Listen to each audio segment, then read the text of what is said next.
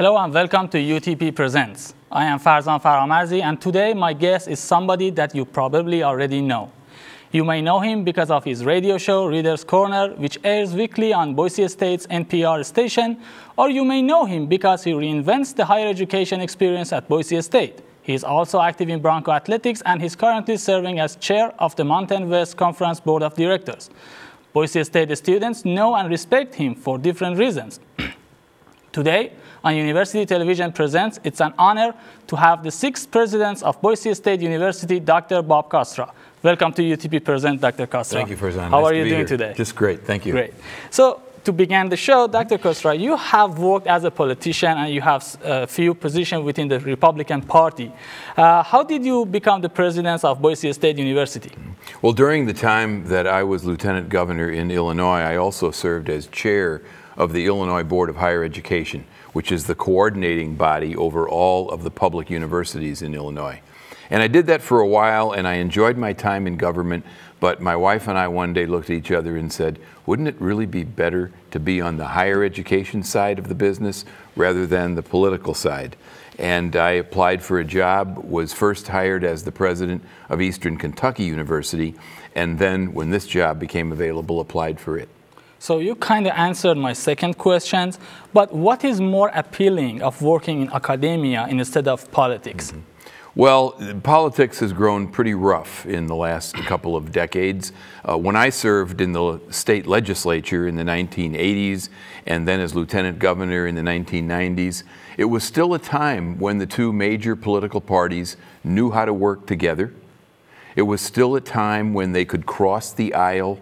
They could co-sponsor legislation together, and instead of all the carping back and forth about who did this wrong and whatever, you could really get things done in a bipartisan fashion. I could see that going away by the time the 90s were over, and that was when we just decided that the Republican Party probably really wasn't the place for me anymore. It had grown more and more conservative. I was known as a moderate Republican, and there really wasn't much place left in the Republican Party for a moderate voice. And so higher education, given the fact that I had spent 28 years in the classroom and had worked with young people for many, many years in Illinois mainly, it was the perfect opportunity for me to continue advocating for public causes, but to do so as the president of a university. Okay, so before you became the president of Boise State, did you visit Boise? I mean, did you know the city or not? I didn't know one thing about Boise. I didn't know one thing about Idaho. I had never been anywhere around Idaho. I'd been to Seattle once, but like I always say, people fly over us to get to Seattle and Portland, and that's exactly what I did in my younger career. So it was a complete surprise. I arrived here in March of 2003 for my first interview, and until that time, I never saw the city. Had no idea what it looked like. It was a beautiful spring day, way warmer than it was at the time I was living in Minneapolis. Oh. And that's a very cold place to live in March. It was way warmer than that. The buds were out on the trees, and I looked around and I called my wife and I said, you know, I don't have this job yet, and I better be very careful that I don't get too excited about it, because I can tell this is a really nice place to live. So according to your page on Boise State, quote, after a 10-year, $300 million capital effort, the university now boasts state-of-the-art multidisciplinary buildings, high-tech classrooms, clean rooms and laboratories, and cutting-edge facilities for the arts, businesses, and economics, engineering, science, public policy, and more. So what is the next big thing at Boise State, Dr. Kustra? Well, we do need another science building, and we're working right now with some donors on making that a reality. We also need a Center for the Fine Arts, a building that brings together the arts, the creative arts that are now spread in at least 7 or 8 different buildings on campus. And we'd like to bring them together in a beautifully rendered piece of architecture that would be right on Capitol, next to the new business building. Okay. And that's a high priority of ours as well. It's not as easy raising money for an arts building as it is for a business building or an engineering building or an athletic facility. And so the timing of our fundraising is moving more slowly for the Center for Fine Arts, but I know the day will come when we will be able to see a new building on Capitol Avenue right next to the business building. Especially for fine arts. That's right, for fine arts. So does it look like another Morrison Center? I know the Morrison Center is for performing arts, right. but so it would be like another Morrison Center just for arts? It will look nothing like the Morrison Center, okay. And it will be for graphic arts, it will be for painters, it will be for sculptors, it will be for students who are studying art history. So the visual arts is really the major focus of the building. And we already have the design of the building. Oh. And I must say, it's very exciting just to see the design because it does not look like anything else on campus looks. So you made me curious to see the building. Right. So what you mentioned is amazing and promises a better days for Boise State. Speaking of better days for Boise State, 2009-2010 academic year, Boise State had a 4-year graduation rate of 15%. What is your plan to increase the graduation rate at Boise State? Well, right now we're somewhere in the neighborhood of 42%, I think. So it's increased significantly in just the last few years. There's a couple of things that we're doing. The most important thing we're doing is making sure that freshmen return as sophomores. So first-year students must continue their studies. Secondly, they must get through the gateway courses. The first course in math, for example. Okay. That becomes critical. Secondly, they must have an advisor. So the last 3 or 4 years that we've gone to the legislature asking for appropriated funds, we've asked specifically for funding to hire more advisors, to hire more faculty who could be those folks in the classroom teaching the math courses that are needed to get people through. We also have to deal with what we call those courses that are the building block courses in the junior year, the courses that a student needs to move successfully through the major. And sometimes there's some blockages there and students can't pick the right courses. We have to increase those courses. If we increase those courses, if we focus on advising and focus on retention, our retention and our graduation rate will both increase. Now we do operate under another handicap, and that is, since we are a metropolitan university in a fairly large city, a student can easily drop out for a semester, or what we call stop out, go work full-time or whatever time, and earn money for school and come back. However, the statistic you were using doesn't count any student who transfers in from someplace else or who drops out any time after their first semester. Okay. So we lose them. And if you're a small rural school, there's not much to drop out for in a small rural community. So students will go right through. Okay. But in large urban universities, it's not uncommon for students to take 5 and 6 years to get an education. So it's common everywhere in the nation or just Idaho? Oh no, it's in metropolitan universities, okay. You will find the graduation rate not quite as high as it is in the smaller, more rural residential schools. Residential's the key. Again, we're largely a commuter campus. We have more residential facilities now, and we call ourselves friendly to residential students, which we are. But at the same time, a good number of our students are commuter students, and they're living someplace else off campus.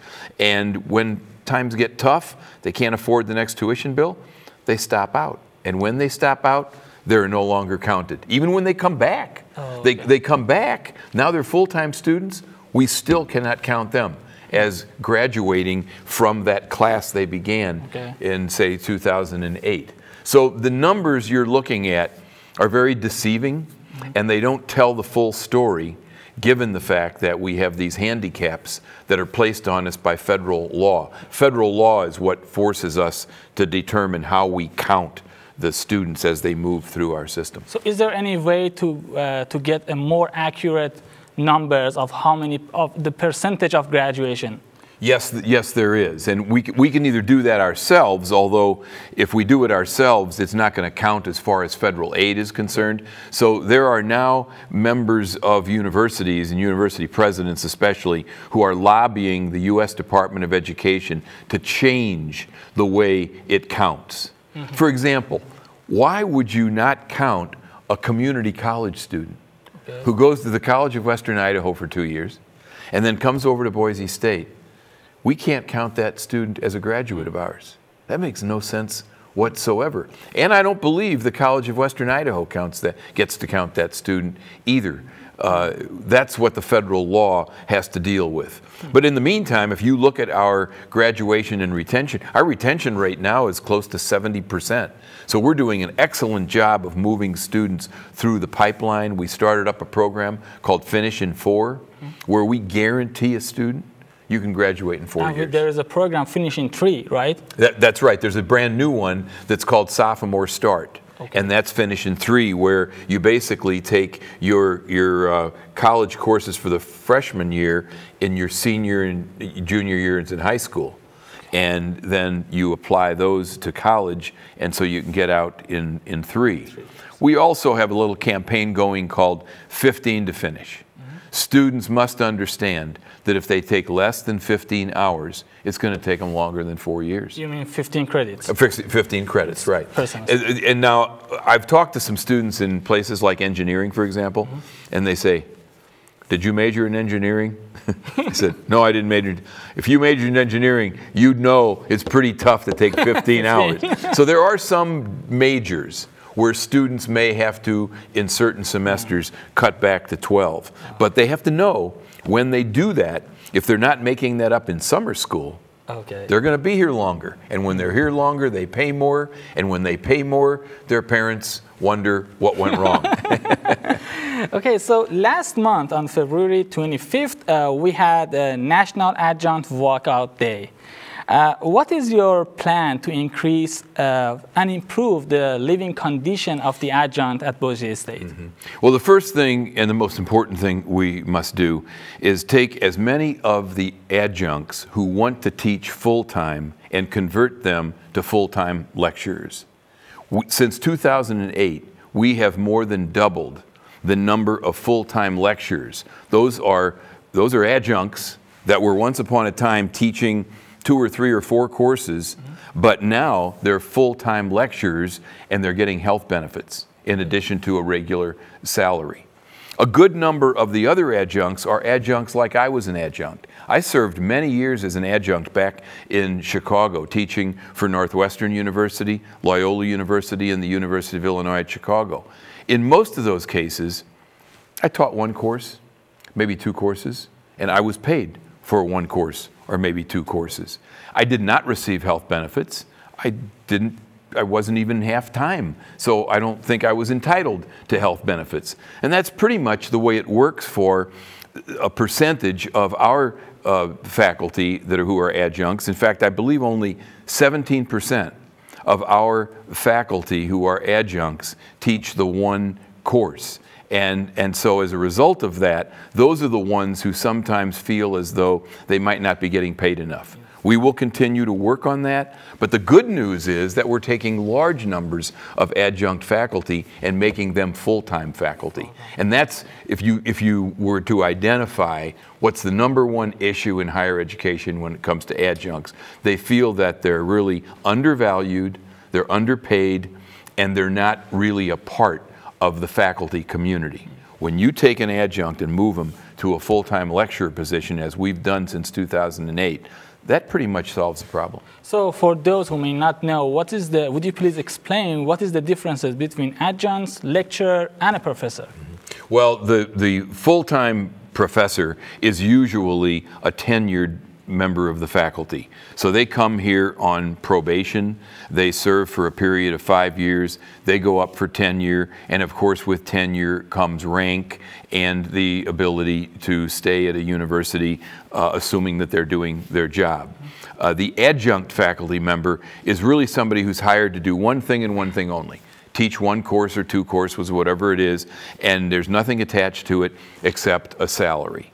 The health benefits do not follow, unless, of course, you're teaching a full time. So we've converted these full-time lecturers. They are full-time faculty. They do not have tenure, but they have health benefits, and they enjoy the rights of faculty members in other ways. So you and other Idaho College administrators were against the guns on campus or Bill 1254.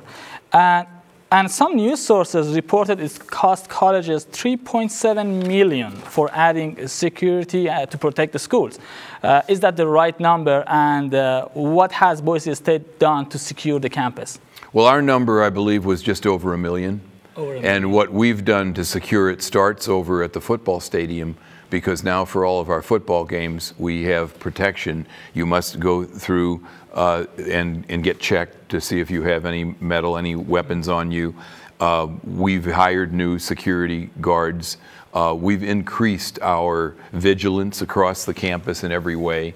And at the end of the day, it's been about a $1.2, I think it is, $1 million expense in order to protect our students, our faculty, and our visitors to campus. Okay. Before talking about your radio show, I would like to ask a question about President Obama's remarks at Boise State. It was on January 21st, and how did you make contact with President Obama? Was it your decision, or was it the White House decisions? Well, it was their decision to call us. We received a call, what you might call a cold call. The question was, would you be interested in a visit from a high-ranking White House official? Well, the first question I asked to the person who took the call is, what do they mean, high-ranking White House official? Is this the Secretary of Education? Or could this be the President of the United States? No, it couldn't be the President of the United States. And so we spent 2 days saying, well, of course, we would love to host a high-ranking White House official. But then 2 days after the initial call, they told us it was indeed the President of the United States. Oh, that was really, really good. It was a fantastic experience. It's the second time he's been on our campus. He was here in 2008 when he campaigned. I think one of the reasons he came back is he remembered what a great experience it was in the arena. They had asked for 8,000 seats that day. Okay. And they said, could you block off the rest of the seats so it looks like you don't have 12,000 seats? Sure, we can do that. Well, we blocked them off, and we had to take the draperies off of the seats because they put 12,000 people in the arena. Why this time we didn't do it at Taco Bell? They made that was their decision, not ours. We offered Taco Bell. We offered anywhere they wanted to go. They liked the idea of a place where people could stand. They wanted a rally type effect, I guess. So they felt that the indoor training facility, since it didn't have permanent seating, would allow for the opportunity of people to gather. I think they also wanted a more condensed feel than the campaign experience. And so they completely organized the entire event. We worked with them and we offered our support, but in terms of deciding how it would be pulled off, where it would be pulled off, for example, when they decided to go to engineering and the new product development lab, that made the indoor training facility handy because they could literally walk over. And with the security, I mean, with his cars and everything, that you have to have a clear line of travel from one building to another, and that allowed them to do that. Do you know how many people showed up for the president's remarks? Do you have any numbers? I want to say it was like 7,000 or 8,000, but I wouldn't take that number to the bank, but I think it was somewhere in that neighborhood. Okay. It was certainly a very excited and a crowd, the people who really were anxious to see the president again if they had seen him the first time. And obviously he did a fantastic job of working with our students, and of course Camille Eddy introduced him and did an outstanding job of doing so. Sophomore mechanical engineering major, what a great role model for our students. Okay, and so let's talk about your radio show, Reader's Corner. Yeah. As you can see it on the screen, that's your radio show and the time, everything's here. So you are a very busy man. So how do you read all these books and write the interviews for a radio show? I mean, how do you manage your time? Mm-hmm. Well, first of all, I do write the books, but I must say I don't have to write the interviews, because there's a staff person who's also reading the book. Okay. And so the staff person will read the book, write the questions, and then I go over those. In fact, just before coming here today, I was going over my questions for next time, and I'll add ideas I had when I read the book and scratch things out here and there. But reading the book, how do I do that? You'd spend a lot of time reading, needless to say. And that is my hobby, one of my hobbies. I mean, I love to read. And I feel like in reading a book, unlike I guess the way most people enjoy reading a book, I have the opportunity to share it with, I think the last time I heard, there were like 2,000 people who listen in on one of those interviews. So I feel like, wow, I get to read this book. And then I get to tell the story of this book to 2,000 people. And most of us who read books have a chance to tell the story to somebody you run across at Starbucks, or somebody you talk to at a cocktail party, or a group of students you meet in the residence halls. But there's not many people that can say, I read a book and then I get to tell 2,000 people about it. And needless to say, the authors that we interview, they're very anxious to come to the show. Their job is to sell their book. And so, boy, when they see this opportunity to go on the air, not just in Boise, but that the station, KBSU, goes up to McCall, over to Sun Valley, down across southern Idaho. It's online. We're a podcast. There are so many different ways that you can listen to the show. And now we're tweeting. And we're trying to reach more people by talking about what the interview is about, and that's working out very well, too. So you mentioned the different authors. Is there a notable author that you really enjoyed interviewing him or her? Mm-hmm. Well, probably one of the most interesting authors that I've interviewed lately is Tony Doerr, who wrote the book All the Light You Cannot See, which is a World War II story, kind of a love story and a war story combined between a German boy and a French girl.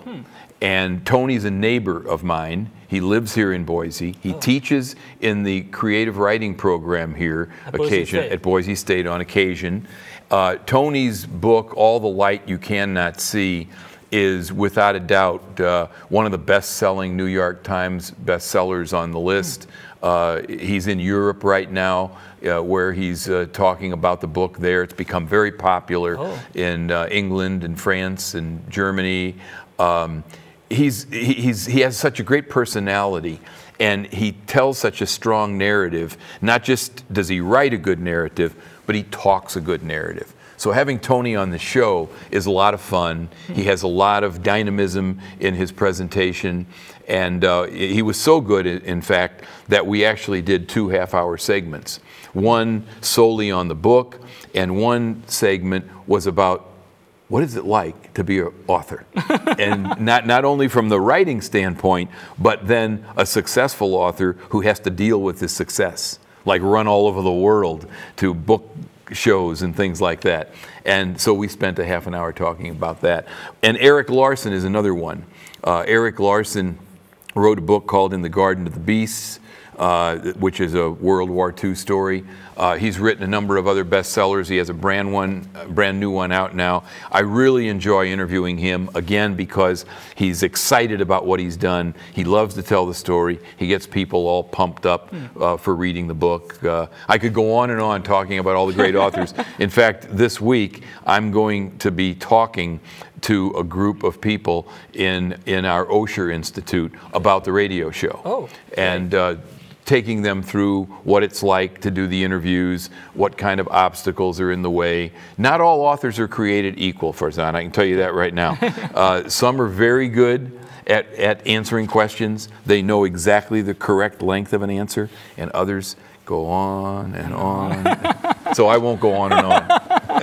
Well, I mean, I would definitely put those books on my bucket list. I recently got a new book. It's about Benghazi. Oh, yeah. So I'm looking forward to read that. And then, so speaking of tweet that you mentioned, your tweet about your show, I searched your name on Twitter, and I found this photo, as you can see it on the screen. Would you please explain this for us? Sure. Is this a book club? It seems you are reading a book for elementary school kids. Right, a junior book club. Junior book club. Actually, that was a visit to Chicago, where I was really there to watch my grandsons play basketball. And the youngest was in that classroom you just saw. And that day I arrived, they were having a little, at noon, some of the kids can go to lunch, but some of the kids who want to stay get to stay behind, read a book, and talk about the book. And they usually have somebody come in and read the book to them.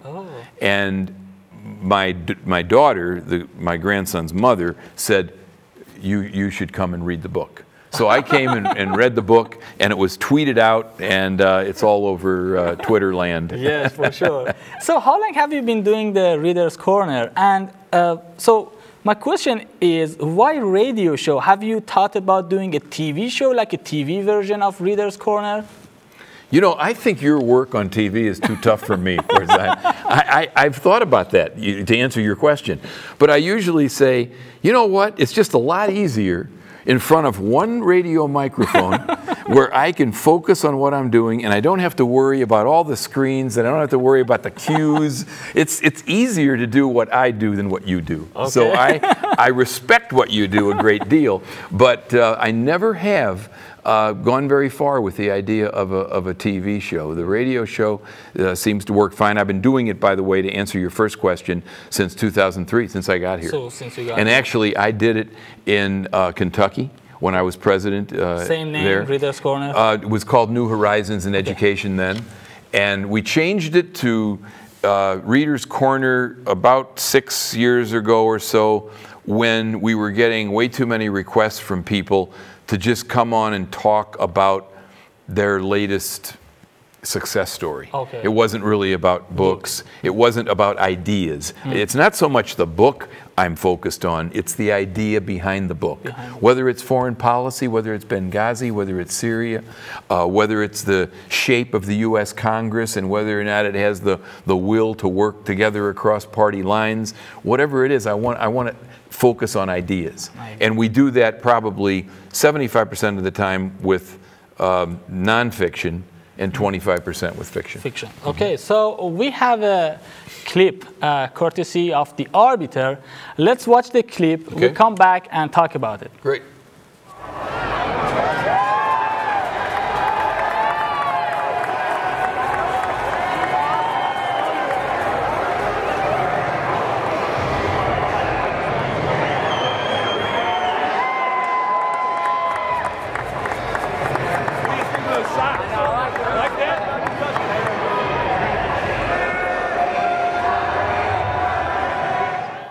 Okay, let's talk about an important topic at Boise State, sports. We had a great football season as well as basketball, and I think tennis team did a great job this season. So do you think Boise State is a sport college, or how does that affect the perception of Boise State as a research university? Well, we've used the national stage, which the football program brought us to really build out so much else of what we've done here at Boise State. In order to attract a student to Boise State as a first-year student, you have to be able to show them that this is a good place to learn, a place where they can develop socially and athletically and intellectually, and a place where they can have fun. And our football program initially is really what took us to the national stage, gave us a brand that was different than everybody else.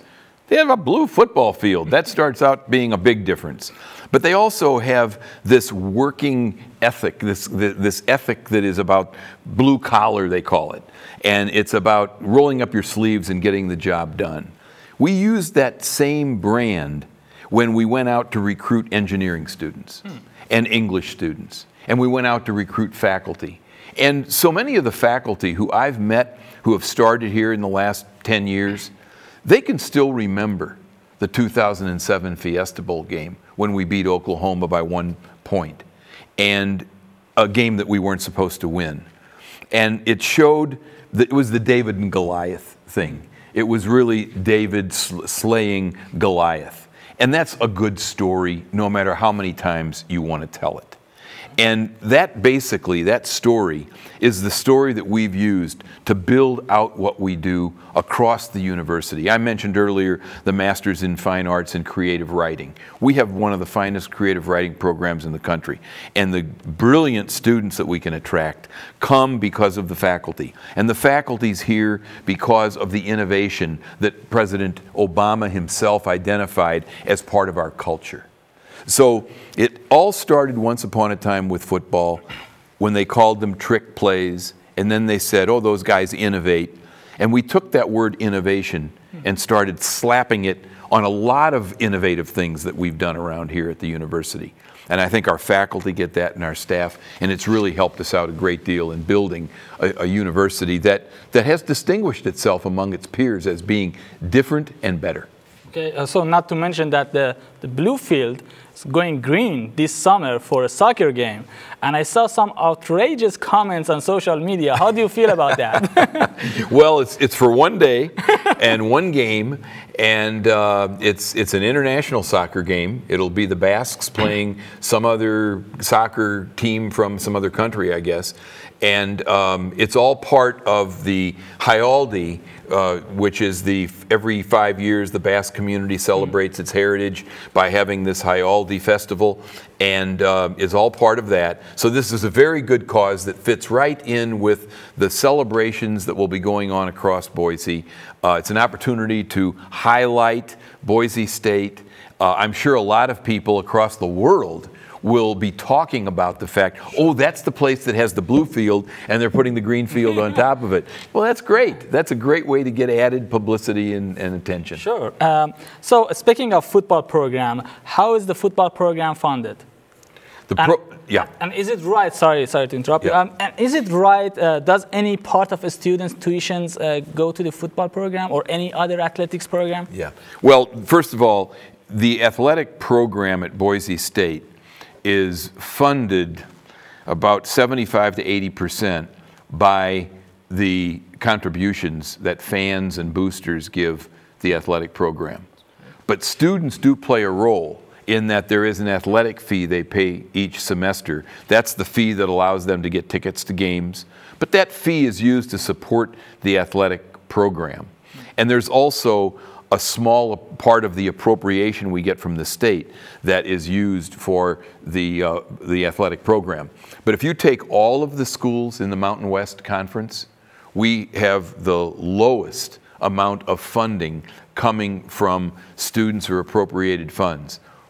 The bulk of our funding comes from contributions from fundraisers. And I think the reason for that is that we live in a city that doesn't have a pro team of any kind. There's, a couple of minor league teams, you could say, basketball and hockey. But not having a pro team means that the central focus of this town is on this football team. And people are willing to support it with their checks. And they write sometimes large checks, many times smaller checks, just to get into the stadium to buy a ticket. But one way or the other, that program is largely subsidized by fans and boosters, not by students and appropriated monies. Again, just a small portion goes from that. So does it generate any money for the school?